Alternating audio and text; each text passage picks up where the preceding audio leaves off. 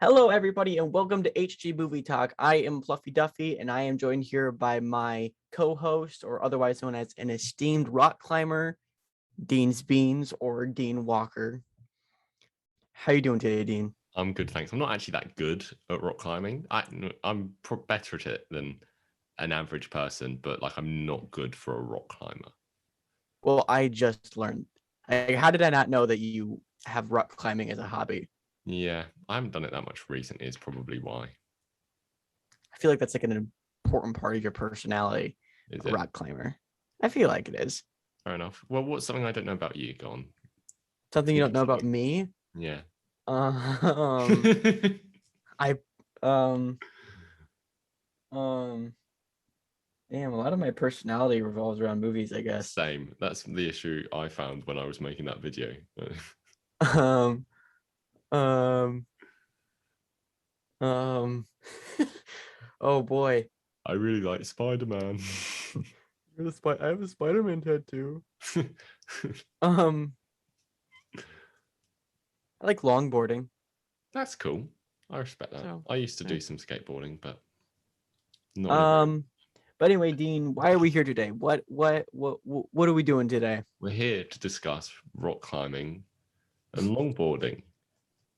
Wait, I must have taken very wrong notes. Okay, this is this is the silver lining, where every week we talk about a bad movie, arguably, and we talk about the good, we talk about the bad, and then we try our damn hardest to improve it. Yes. And what movie is it today? It's Spider-Man 3. Because Venom is coming out for me, or has already come out for me. If this Yeah, is going up on Tuesday. Right now Venom it's is gay. Wednesday. What? You said it came out for you. Yeah. What did you just say? Venom's gay. He came out to you. Oh, I thought you said that is gay, and I was No. like, Dean. There's something you didn't know about me. I'm a homophobe. So yeah, I mean, if you follow me on TikTok at all, you know I'm a huge fan of this trilogy. Um, so I mean, I'm not oblivious to the fact this is easily the worst out of the three, but I definitely have a soft spot for it. I won't lie about that. Well done for not lying. Thanks, Dean. Anyway, Spider-Man 3. More like Spider-Man P, because I don't think it's all right. I think this is Wait, the best movie we've talked about so far. you think so? Yeah, probably. Anyway, so we like to start off with a quick old plot summary, and I've forgotten to prepare a plot summary or anything, but I saw this movie this morning. I can say what happened in it. Peter Parker, he's Spider-Man, and he's living his best life. He's got a wonderful girlfriend, and the city loves him, and he gets the key to the city. But not everything is as it seems, because Harry Osborn finds out that it tries to kill him, but fails You got it, Dean. Come on. and loses all of his memory. And meanwhile, Sandman's being created. This is the issue with this movie, okay? It's trying to summarize this plot. And also a Venom symbiote lands, and Spider-Man gets a black suit, and he ruins his life and pushes everyone away. But his life does get a little better because he gets a better job and everything. And Eddie Brock, his life is ruined by Peter Parker, and he's like, hey, I want to kill Peter Parker, and he gets the Venom suit, and then Spider-Man fights Venom and Sandman with Harry Osborn. Wow, that sounds like a very overcomplicated summary of the movie. Well, yeah, but the issue. Okay, I won't talk about the bad yet. we're just getting started. Dean, are you interested to know some fun facts about this movie? I suppose. Well, I'm pretty sure this is more well known than the other facts I'll mention. But this is the reason we never got a Spider-Man 4. This movie is the main culprit for that. Main culprit. They were about to start filming for Spider-Man 4, then it was shut down to make a reboot instead because of the critical failure of this movie. Which doesn't really make sense to me. Yeah, but that's how Sony works apparently. If Sony, they, no, Sony is run by idiots. I think this has been yeah, established. 100%. At one point they thought about making this movie a two-parter. That would have been cool. But the reason they didn't go with that is the first half wasn't as nearly as exciting as the second half. So they thought people wouldn't care because the first one was boring. But that's Sony's mindset. Thomas Hayden Church, the guy who plays Sandman, broke his hand on set. Did it turn into sand? No, it did not, because that is movie magic, Dean. Wait, so he's not actually a Sandman? No, I know that's hard. It's crazy stuff. But he broke it in the subway sequence where they're in like that underground thing, and he punches the pillar trying to hit Peter, but instead there was it was like a styrofoam pillar, or like one part of it was, so it's easy to break through, but he accidentally hit the cement part. Oops. And finally, this will be my last one. So all the screams from Kirsten Dunst was just screams from the first two movies. There was enough. They were like, do we need to film any more? No, we've got like a backlog of about 1,000. Because she is a poorly written character. True. Okay. So I think we said we start with the good, don't we? Nope. Sorry. Yes, let's start with the good. Yeah. Okay. The first one I've got here, I made a TikTok about this today, and I'm unsure where I stand. But I said, does the Venom Origin somewhat better than Venom? So I'm probably gonna make a video about this today. Oh. Because the Eddie Brock in this movie is nothing like the comics. Yeah. However, I'm not gonna say it necessarily works, but in the story it makes sense. Yeah. Besides one thing that doesn't make sense, because me and my dad, we watched it, and my dad was like, "I like Eddie Brock," because it kind of is like a Flash, evil Flash. What's his name? Eobard Thawne. Yeah, Reverse Flash. Reverse Flash. It's like that opposite, and they do that all the time in movies, and they haven't done that for a Spider-Man flick yet, or at least up to that point. So I think that worked. It was a new take on the character, and why not? But a plot hole that I noticed in this movie, in Spider-Man 1, they mention Eddie Brock's name, that he's already taking pictures. It's interesting. It said Brock. But in this movie, he's a new guy that they don't know. So. Well, we can fit that into our improvement, can't we? We'll change his name to Eddie Brick. Eddie Brick. So how do you feel about the Venom? It's a tricky one. I just think when I say the parts of this that I only like in hindsight after seeing Venom, and that's this character actually being tied to Spider-Man, right? And that's just the parts I like about it, I think. And I feel like the Venom movie definitely is affected by Spider-Man not being there, but I feel like it's the Venom movie works. Yeah, I think it's just going to affect it more down the line. Yeah, when he actually meets Spider-Man, because what are they gonna? Yeah, I don't know. I mean, and then because it does look like I reckon this Venom will meet Tom Holland at some point. I don't know, but I'm pretty sure that Tom Holland is going to be in the post-credit scene. Yeah. Too. And then are they just going to skip over the black suit bit? They can't. Exactly, because what are they going to do? Because they can't. But how? Anyway, this is not about this movie. But do you know what I mean? How are they going to? I don't know. That? See, a part of me wants to be like, oh, they'll figure out a way. People are smart over there. But you look at Spider-Man 3, Amazing Spider-Man 2, they're actually not that smart. So No, Sony, yeah. That's that. Anyway, look at this movie. A good thing that which I said I liked was just the scene where Peter tells May that he was going to marry MJ. yeah, I have that too. I said sweet Aunt May. So it was a very heartwarming scene. Yeah, It does go on for a little long though.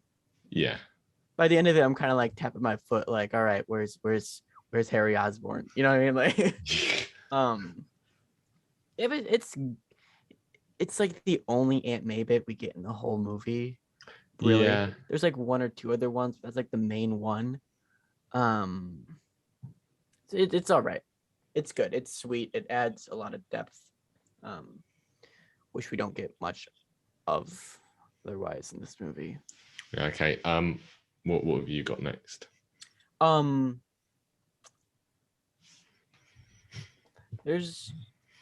start with certain aspects of Harry Osborn I really liked in this movie. Interesting. I mean, I think a part of it is my nostalgia, but I really like the design of the new Goblin. I really do not. That's one bit I don't like. Really? Yeah. I think it looks cool. I like the sword. I think the bike. It's just like the mask and the glasses and the skateboard. I think it's cool. I mean, I wouldn't expect Harry Osborn to be like, you know what? I'm gonna put on this clown mask. It makes sense for him to be like, you know what? I'm just gonna look like a skier. Yeah. Yeah. We'll talk more about this later, I think. Oh, okay. So I mean, I like this is kind of skipping all the way to the end, but I'm just talking about Harry now. I think the death of Harry and the redemption of him was cool. It was kind of nice. I have issues with that as well, but I'll say that later. Oh, it's not about the scene itself, but but I'm saying like certain aspects of Harry. Yeah. Because it's definitely not all good. Okay. My next one is what's your next one? Sandman trying to form his body the first time. I just put Sandman in general. That is one I've got later on as well. But him trying to like pick up the. Yeah, I think that might take the cake for like the best scene in the movie. Yeah. It's heartwarming. A thing I'll get into later is the score is awesome. And even like at the end where Sandman and Peter have that heartwarming conversation is really cool. Mm-hmm. I think Sandman is like one of my favorite Raimi trilogy antagonists. I think he might be my favorite. I don't know. I haven't really ranked them. Oh, there you go. Before Spider-Man No Way Home, rank all of them in all the movies. I will. That's what I am 100% going to do that. And I'm going to do it before you. Yeah, you will. Wait, don't. We need to just decide and we post at exactly the same time. Like, ready? Okay, go. Okay. So next thing, the costume design. I love Spider-Man's suit. I love his black suit. Sandman looks comic accurate and awesome. I don't mind the Venom being like basically like a monsterish version of the Spider-Man suit because again they're going for that like opposite thing and I'm like sure. I just don't like the face on it, like the mouth, I think. Oh, like it looks like the best way I can phrase it like is like a hyena Venom. Yeah, I don't like the mouth and yeah. Anyway, my next one, J. Jonah Jameson. He's awesome. That's always something you can bet on with these movies. He's just gonna be awesome. And also he's they managed to like add a new element of like the scene where he has to take his heart medication and stuff. Like it's changing from what they do in the because they're trying to like keep it fresh and it works. Right. Yeah. He's so funny. Shut up. Get out. I was literally about to go, you want a staff job? You want a staff job. Does anybody care about what I want? I do. Shut up. Get out. So good. So good. Stanley cameo. That's on Awesome. my list. The best Stanley cameo ever. Yeah. I It's the best one ever. I don't remember what I put as my number one Stan Lee cameo, but this was Can you not? definitely top 3. This is my favorite one ever. It's perfect. It's all you need from a Stan Lee cameo. Oh, it's so good. You know, I guess one man can make a difference. Enough said. So good.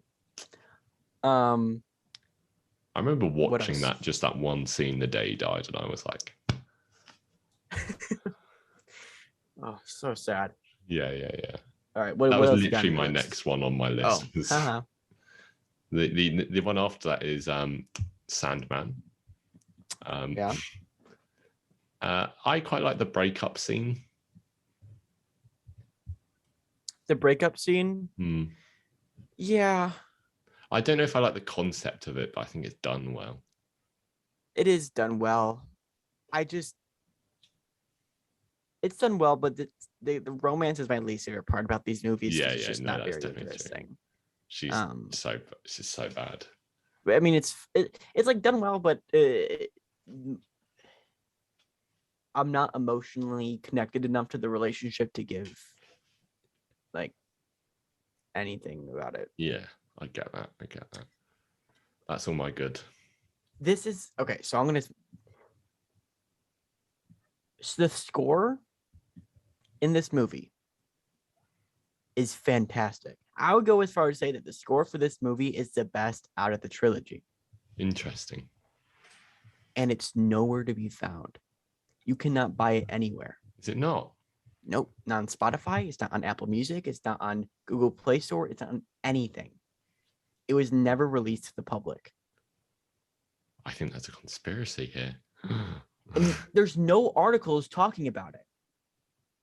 That's so weird. Do you think they just didn't release it because no one liked the movie? They released the Thor: The Dark World soundtrack out of this, and it's on YouTube. Like if you look it up on YouTube, you can find them. But besides that, you can't like buy it anywhere. That's so bad.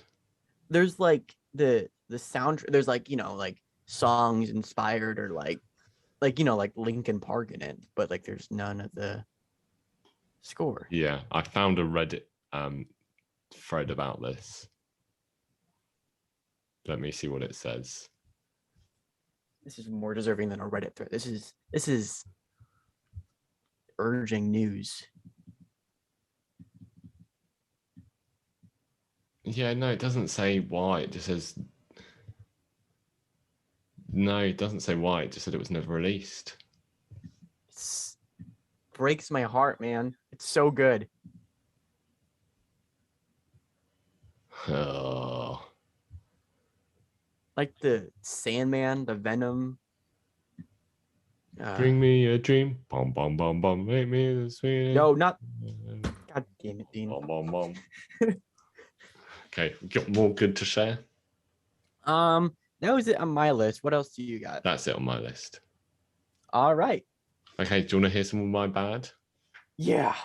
Okay, I'll do a small thing first. In the first 2 scenes MJ is in this movie, she goes to Peter, tell me blank. Because in the first scene, she's like, tell me the play was good. And then in the second scene, she turns around, tell me that you love me. And this just stuck out to me, and I don't know why. I just find it a bit weird. Because they can't find an interesting way to write the character. It's so bad. She's usually complaining about him being Spider-Man. Like, yeah, that doesn't stick up to me because like she knew what she was getting into, and then she's complaining about him because he has to. I don't know. My next one is New Goblin. Okay, so you didn't like Harry Potter. I mean,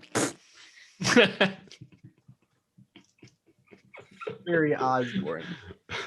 I don't have much of a problem with Harry Potter, to be honest, but I don't know what that's got to do with anything. Shut up. I'm split because on one end, Harry Potter. I didn't realize. I mean, God, why don't James you do that? It. I feel like so the Harry Osborn conflict. That's what they've been building up to, basically, for the past two movies. And what, do you disagree? No. Continue. Okay. And like, so at the end of Spider-Man 2, we see, Harry break in and see all his dad's gear or whatever, right? But then, like, right when the movie begins, we don't get any like showing what happens. We're just like instantly, here's his new outfit. This is him, and he wants to kill Peter. Yeah, that's very true. This is literally what I did think about it, was that they literally just like allude to him getting his powers. Right. Like all you see is him just step out of some green smoke, and then from that, like, would the general audience have gone, "Oh, that guy just got superpowers"? Exactly. Because would you not just think, "Oh, he's making a very dramatic entrance"? And this is a character that we've been following for these movies, and we're just like instantly, he's a different person. Yeah, that's definitely true. It's very different in this movie from the end of the last one, I think. And what did I have written down? But like that fight scene where Harry picks up Peter on the bike, I like that fight scene. It's interesting. I just don't like the skateboarding bit when they're about to go down an alley and he just goes "Pah," and then just goes the other way. Really? I thought that was cool. I was like, oh yeah. The part where I didn't, well, it took me out of it was like the and he breaks his head. Oh yeah. The web. I was like, so it came off as funny. It wasn't supposed to come off as funny. Yeah. Okay. So funny you talk about New Goblin that way, because I have a note which is about the same thing as Sandman. But I think a lot of his origin is quite rushed, and we didn't spend enough time with such a great character. Yeah, everything in this movie is rushed. Yeah. And that's because, I mean, if you followed anything about this movie at all, you would know that the production was like super rushed, and they had a bunch of stuff to cram into this thing. But everything comes off as rushed. Harry does, Sandman does, Venom does. And then literally 2 movies later, they go, "Hey, let's cram a bunch of stuff into the Spider-Man movie." Like, what were they? Absolutely baffling. Well, it was like a solid 7 years. They're kind of like literally fishes. Just like, there was 2 movies later, and they're like, we had to reboot the franchise because nobody liked the last one because we put too much stuff in it. So anyway, we want to make a cinematic universe, and to that, we need to cram everything into this movie. Yeah, how can we cram more stuff in? Yeah, and then they were like, "Hey, let's make an Aunt May spy movie." They're like, "Hey, can we get Black Cat in that movie? Can we do that?" We'll be watching that movie in like a couple months. Yeah, I just said the pacing in the first act is a bit off, just because they keep like switching between things. Yeah, they switch like, in between. Sandman. Oh, Harry Osborn. And also, speaking about Sandman, the bird. It's a bird. They let a man. Oh yeah. Presumably. And like, were there not any cameras or like anything like that? That was dumb. Like when I watched it, I'm like, that's stupid. Yeah. But whatever. And he just stands there and looks up at it as it starts making noise. Would you not like run to the edge or something? Well, I mean, maybe you're in shock, or I don't know. That was dumb, but I also put the Harry's memory loss. That's what's right next on my list is short-term memory loss. It's weird. Whenever it happens in any movie, it's dumb. Yes, unless it's Finding Nemo. Yeah, but that's different, isn't it? Yeah, because that was weirdly quick. You're so defensive about Finding Nemo. Dude, I love Finding Nemo. I know you do. It comes off as weird, and Harry all of a sudden kind of like he comes off like perverted. Like it's like weird how like Harry's acting. He's all smiling. Yeah, I don't remember any. Yeah. It's like they also forgot what it was like in the first movie. Sorry to interrupt the conversation, but I'm currently drinking blackcurrant squash. That is that any good? What's squash? We've had so blackcurrant is like a fruit, yes, Right. and you get a big bottle of squash, yeah. And then you'd get a cup, and you'd fill it up to there, like put barely any squash in it, and then you fill the rest with water, and then you have blackcurrant flavored drink. What's squash? Squash is the liquid that you'd put a little bit in. So like you can get mango squash, you can get any flavor fruit squash really. Oh, so it's, I guess, not necessarily a sweetener, but like Yeah. adds flavor. Okay. Yeah. When I said sweetened squash, I thought of like the vegetable. The vegetable. And I was like, does make sense. That is not a vegetable. Anyway. Anyways. Yeah, so MJ being just kind of like rude in the entire movie to Peter and frustrated at him is not his fault. MJ a lot isn't of it telling is him though. anything. What? So a lot of it is though. Peter's fault? Yeah. Oh. Like when he kisses Gwen Stacy. Oh shit.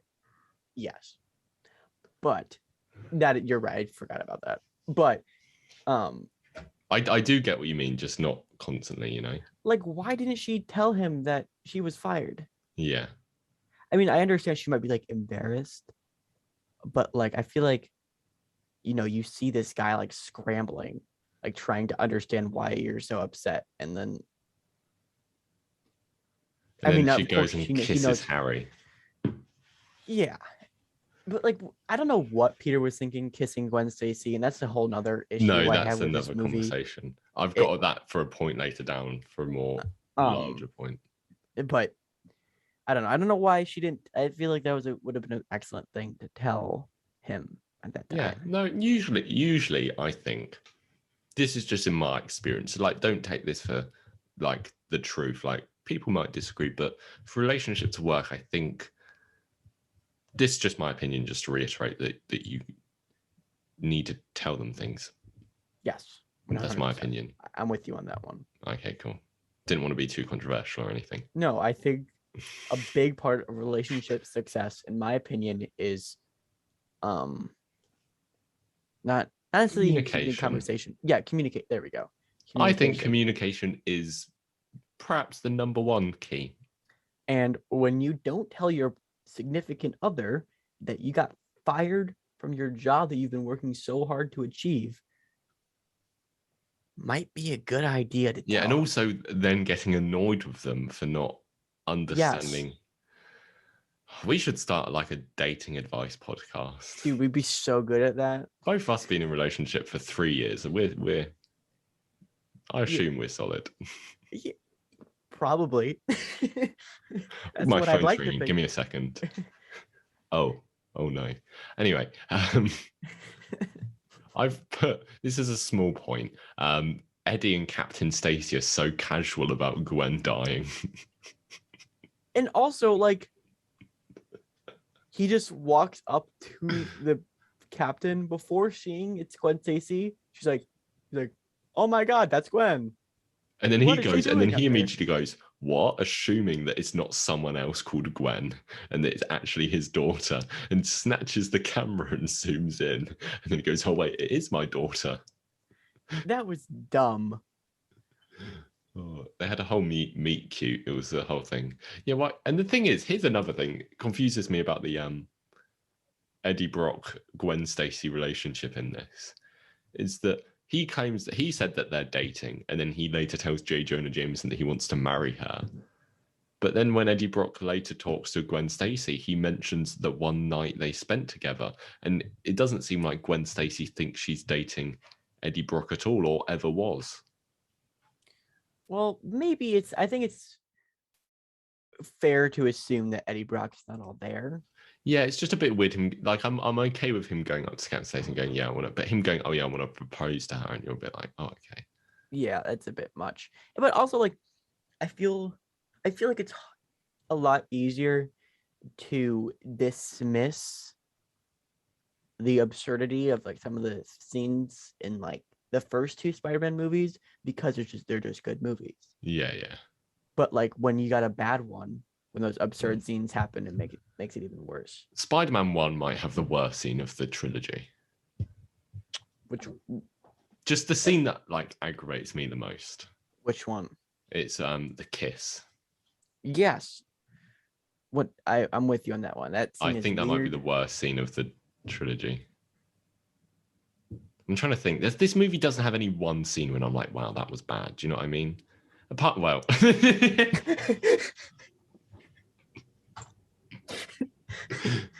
The thing Are you is, sure about that? You've got to admit the scene that we will get to talk about. You have seen that one scene of this movie more than any other thing from this movie. Like that's Everybody the one. has. Yeah, yeah. So that bit I just kind of wasn't even paying attention because I'm like, get up, boom.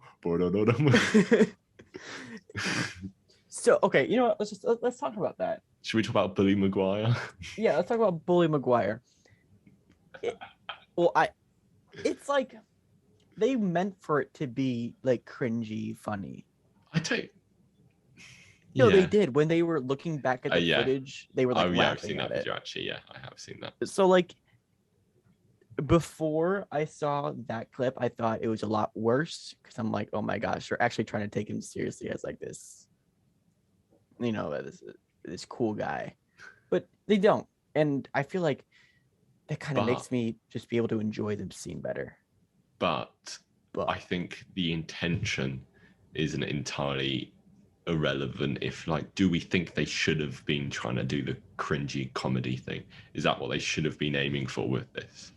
Yeah, that's like, should they have done that? I don't think they should have because it doesn't like fit for me. The bit I do always enjoy about this the montage is just the look of disgust on the women's faces whenever he like points at them. That I'm always like, yeah, that's good. Once I think that montage of him like walking downtown, that's fun. But one thing I just like I think I skipped over it because I just didn't want to watch it. Was the no dig on this. Oh, the dance, and he does the keyboard, and he hits MJ. Yeah. What the hell, Raimi? The thing is, he's Spider-Man. He could have killed her, and she didn't have any marks on her face or anything. So Emo Peter is very interesting. I quite like the bit when he's on the phone with Kurt Connors. Yeah, I that think works quite well. There are parts that work and there are parts that don't, and there are parts that kind of work but they don't really work. And I don't know. I'm kind of impartial on it, which is weird for me to say. Yeah, this is throughout I think you've just been like Stockholm syndromed or something by this. What do you mean? Just for you, like I don't have any opinion on it. Just because you've seen it so much, you've just been desensitized to it. Honestly, I probably should have given a little bit of background on this movie. This is the first Spider-Man movie I remember watching. Oh, I didn't know that. So there is a certain amount of nostalgia that I have for this movie compared to the other two. Were you disappointed by the lack of dances in the other ones? Very. No, I remember watching this movie when I was like 5. Yeah. And before then, I was into Spider-Man, but I hadn't really watched the movies. I watched like the Spider-Man and Friends TV show from like the 80s. I don't know why I watched that show. My dad just started playing it for me and I loved it. It's not a good show by no means. But so like scenes like the emo Peter dance, I've just like, they're just like, yeah, that's the emo Peter scene. It's like, it's exactly some things like that where like I've kind of learned to love it, even though it's not good. Exposes my personal bias. The issues I have with emo Peter is that he was a jerk before he put the symbiote on as well. So I think they kind of needed to find a balance, because I think he was a little like insensitive and especially the kiss thing. Well, to be fair, it doesn't say that the symbiote makes you a bad person. It just like accentuates Yeah, that's true. your like Bad features. bad features. So Yeah. that makes sense why he got more insensitive than he Yeah, previously that's was. true. Oh, just the kissing Checkmate. is a bit annoying. Checkmate.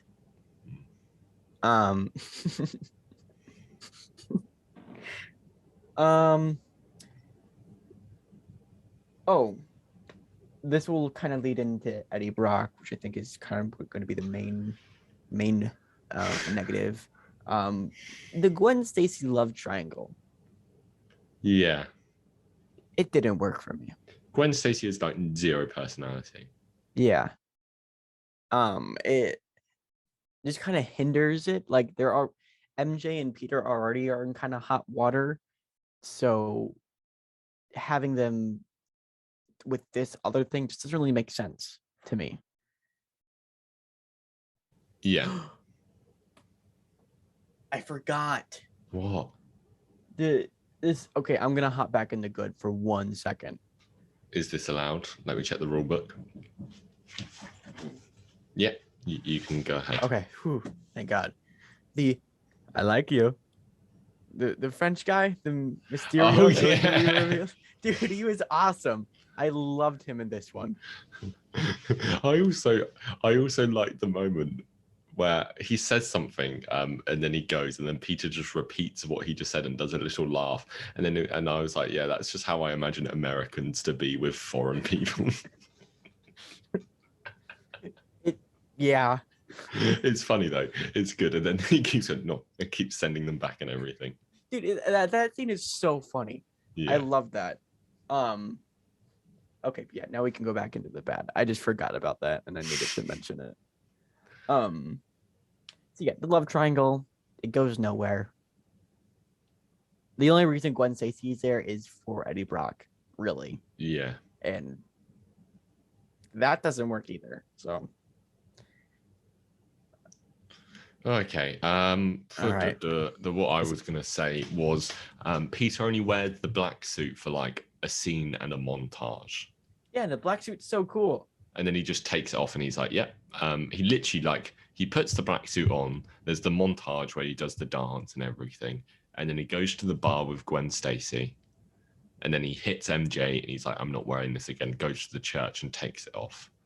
But that church scene is pretty cool. Yeah, but I'm just saying it's literally like a 5-minute segment of him put the suit on, take it off. I feel like they also had that Sandman scene. Oh, yeah. Yeah, that's true. But then he takes it off after that, doesn't he? Does he take it off after that? Yeah, because he puts it back on after he breaks up with MJ, doesn't he? No, he takes it off that Sandman scene happens before the dance scene. Yeah. Yeah. Okay. But I just think like he wore that in the comics for a good few years. I think you need more time with the black suit to kind of. Right. And then it kind of falls into a thing of like, if they didn't have Venom in this movie, Yeah. He probably would have been able to wear it for the entire movie. Yeah. Potentially. Yeah. But it's hard because like they had to have Venom in this and they have to have Peter becoming a good person, then a bad person, then a good person again, and getting rid of the suit. And they also have to set up Sandman. And dude, what is this movie? Okay, now let's get into the main entree. Well, I have. Actually, you got more bad things. Yeah. This is the one I alluded to with Harry's redemption arc. Oh, and it's that bloody butler. Number one, this butler is like the oldest man in the world. Like, just retire him already. Get a new butler. Not a very good actor. It's unfair to him. But okay, number one, he always knew that Spider-Man didn't kill Norman, and why does he never say anything? Why does he finally decide to do it then? Like, what is this butler like secret plan all along? Why did he keep that to himself for so long? Maybe he saw just like Harry's face was like blown up and he was like, you know what? God damn it. I just think probably it's do so this. weird that that's when he decides to step in. He's like, oh yeah, give yourself superpowers. Yep, go try and kill the guy. Yep. Oh, by the way, he didn't. I was there. He didn't actually kill you. And that's not the only issue with the scene. The other issue is that the argument is, oh yeah, he got stabbed by his own glider. What did Harry think the entire time? Did Harry think that Spider-Man just pulled out a few knives and started stabbing him? Spider-Man doesn't stab people. And just because Norman Osborn was stabbed with his own glider, that doesn't mean that Peter Parker couldn't have killed him. Peter Parker could have gotten the glider and stabbed him with it. Why does it suddenly when you go, oh, he was stabbed by the glider, obviously Peter didn't kill him. Right. Oh, it was obviously him. And Peter does, like, I think, get some blame for that death. Right, because he must have known that was going to fly into him, though. You've got spider sense. That's true. I mean, Peter was super beat up and probably a little delirious too. That's true. But it just kind of gets into a thing of it was stupid. You could go into hypotheticals, but I mean, that's not what a movie's supposed to do. Not this one necessarily. Yeah, it just annoys me when the butler's like, "Hey, by the way, he didn't kill him." I'm like, "Oh, they could have come up with a better solution. Couldn't have not Harry just gone, "Oh, I forgive Peter."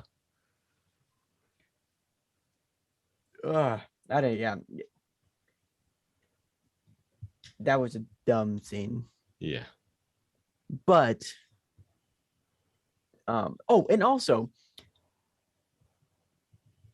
you would think that, if his dad got killed by the glider, maybe Harry wouldn't incorporate that same feature that killed his father into his own glider. The blades. Let me just take the blades off my glider. Yeah. It's stick them on there. That would have been so much better.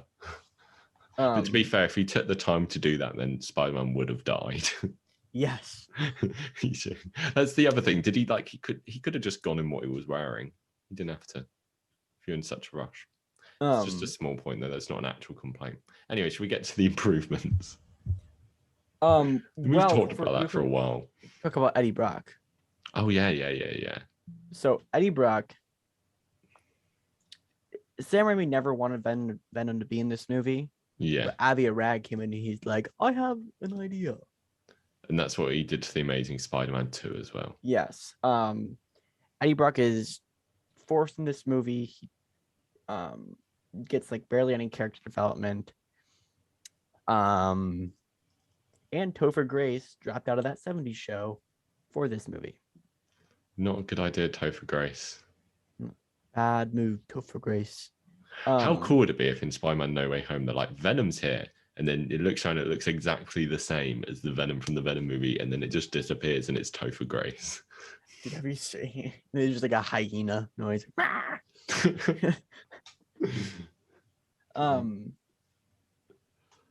And I mean, the Venom death is well executed, kind of, but I mean it.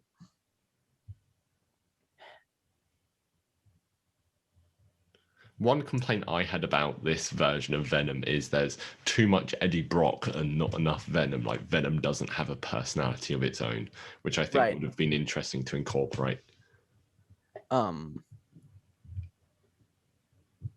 It definitely is kind of a lame interpretation of the character.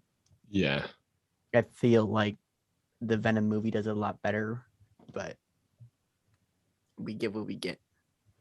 Yeah, no, I think Venom would have to be a villain of his own movie, because then you can focus half the time on Venom and half the time on Eddie Brock. Right. And throwing him into an already overstuffed movie doesn't work for anybody. Yeah. So, with that, let's get into the improvements. Okay, let's okay, do this. Now, the thing that I don't know what you'd replace it with is Harry's memory loss. Can you just write that out of the movie? Yeah, you can. Here's my proposition. Okay. We don't start off the movie with him already having his glider or whatever. Yeah, that. Oh, It's a kind of a build up. yeah.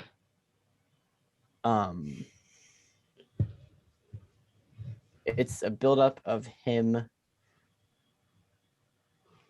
See, like I don't know how we get away from him learning from the butler that it wasn't Spider-Man. I don't think he needs to. Can he not just like forgive Peter, and then the scene later he's like, "Yeah, Peter, I know you're a good guy." I don't know. What if they kind of did it in a way where they're like, when he goes to ask MJ for help. No, when he goes to ask Harry for help for MJ, and like I don't know.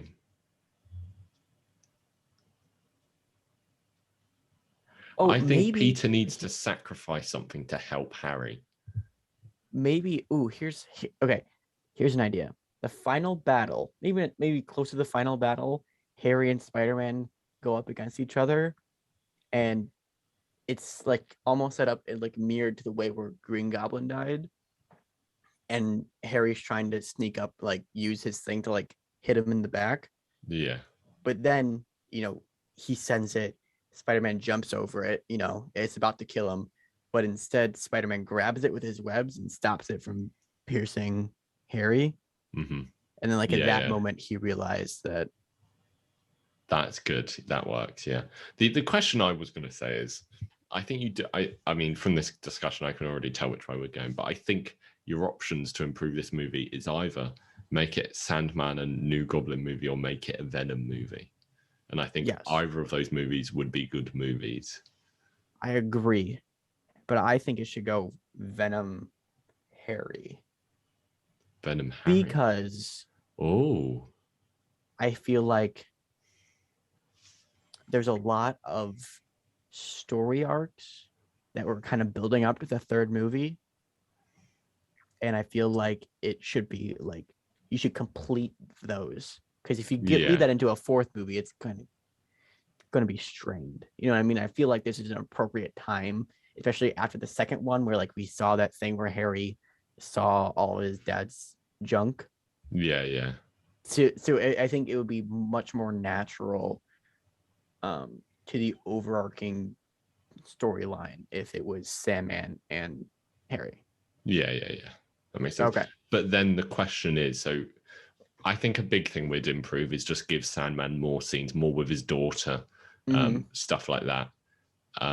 Maybe his breakout of prison. Yeah. Oh yeah. But then the question is, how do you resolve how does the end fight happen? Because number one, would he kidnap MJ? Because like, what is his goal in the final scene of the movie? Because the final scene of the movie is Venom trying to kill Spider-Man. Maybe we don't have MJ kidnapped. No, that's what I mean. What would you replace it with? That's a good idea. What would we replace? Like, what is Sandman's goals? Well, Sandman just wants money. Yeah. So maybe Harry Osborn did like a thing similar to what he did in the second movie, but instead it was more like a team up thing. He's like, hey, if you help me kill Spider-Man, I will give you money. Yeah, but then how does the redemption thing work if that happens before the final fight? Or is that the final fight? Maybe that is the final fight. Maybe that is the final fight. But you kind of want the team up, I think. Do we have Spider-Man in his black suit? Is that something we should keep? I was going to say this. I think you can give it to him at the start of the... No, I would say. Because I think if you're giving him in the black suit at the start of the movie, you immediately need to show the bad traits of it, and then he'd have to take it off. You can't like give it to him and just... Do you know what I mean? Right. Then how do we... Because the reason why Sandman was pissed at Spider-Man is because he killed him. Yeah. But you could do that anyway. Just say Peter was so driven to anger. Oh, right. You can't because we're so... Yeah. You could just... Because he was like... That was before he put the black suit on anyway. It looked like he was going to kill him. Okay. So I think what it should be is we start the movie off. Yes. Spider-Man. We get like it's kind of like the exposition is spliced in between Harry and Peter, but they're kind of in their own separate plots, if you want to call it. Yeah. And then Sandman breaks out of prison. Mm-hmm. Spider-Man learns that, gets pissed.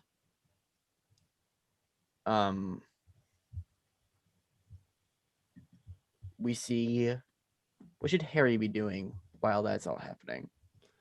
While those two are. I don't know. That's the issue with the memory loss, isn't it? Well, are we keeping the memory loss? We don't have to. I don't think we can because I don't like No, it. me either.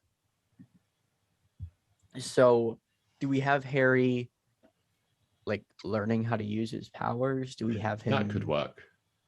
Maybe. It's a good question. Not sure. Do we have him like trying to get with MJ? Maybe. Like while Peter is. I mean, you could have him kidnap MJ. No. I don't know.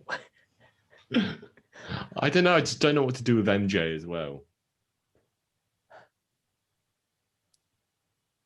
Well, we could have her like.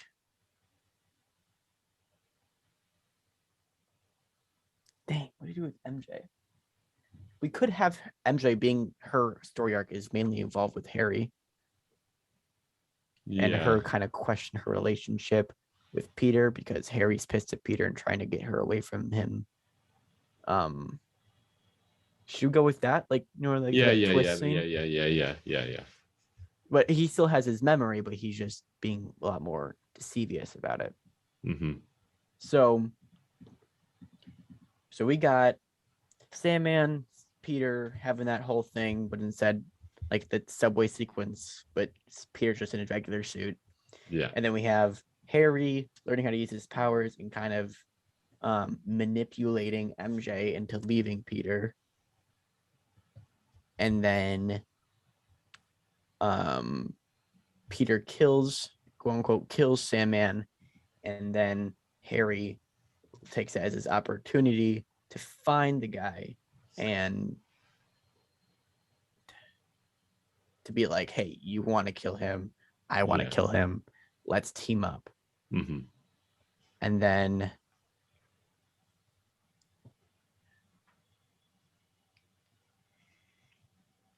how about like, should like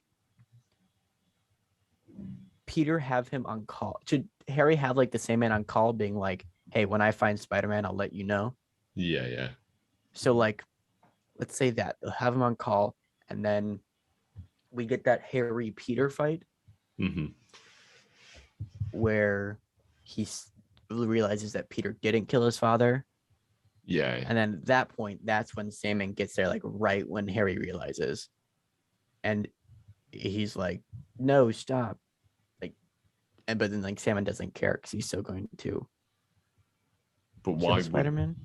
Yeah, that's the bit I was gonna ask about, because why would he still try and kill Spider-Man? Because Sandman doesn't have a vendetta against him. Fair point. Oh, okay, here's my pitch. Yeah. Spider-Man sees Sandman is still alive, gets angry again and tries to kill him, and then New Goblin interrupts the fight and talks Peter out of it. And then we still have the confrontation of Peter being all like, hey, you didn't care when you killed my uncle, blah, blah, blah. And then Harry, now redeemed, like, saves Peter from doing that. And then Sandman's just defending himself. Right. And then we still kind of get that heartwarming scene. Yeah. I like that. Yeah, so it's less about Sandman attacking Peter, but it's Peter attacking Sandman because he sees that he's still alive and he's like, I'm not having this. Right.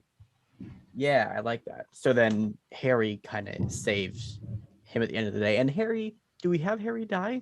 I don't think. No. Oh, but I think Venom should kill him in the next one, maybe. Yeah, that would work. But I think I don't want him to die, but also I don't want him to keep being like a superhero.